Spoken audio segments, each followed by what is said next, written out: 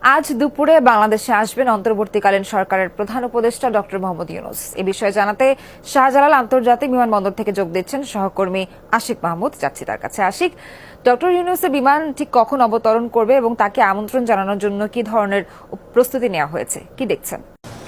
সোহার, এই মুহূর্তে আমরা যতটুকু জানি যে তিনি বিমানে রয়েছেন, অর্থাৎ চলন্ত বিমানে রয়েছেন। তিনি এই হযরত শাহজালাল আন্তর্জাতিক বিমানবন্দরে অবতরণ করবেন। তার বিমানটি, তিনি যে বিমানে রয়েছেন এমিরেটস এয়ারলাইন্সের একটি বিমান, সেটি 2:10 এই শাহজালাল আন্তর্জাতিক বিমানবন্দরে অবতরণ করবেন। এবং তারপরে আমরা যতটুকু জেনেছি এই ভিআইপি টার্মিনাল দিয়েই তিনি আসবেন এবং তারপরে তিনি সেখান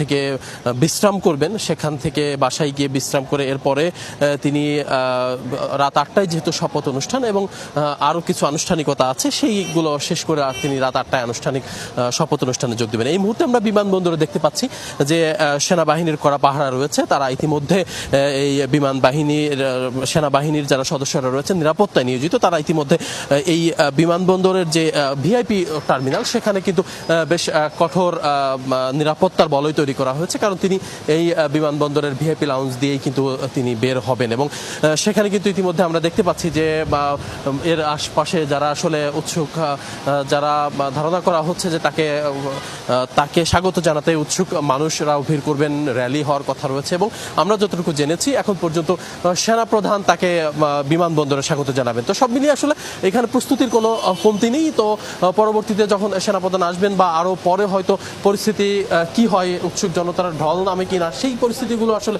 আরো পরবর্তীতে জানানো যাবে। আশিক, ধন্যবাদ।